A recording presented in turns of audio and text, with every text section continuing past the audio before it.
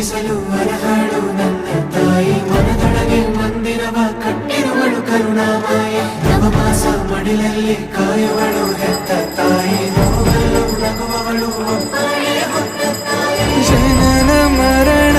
ಜಗದ ಸಂತೆ ಅದಕ್ಕೂ ಮೀರಿ ಬೆಳೆ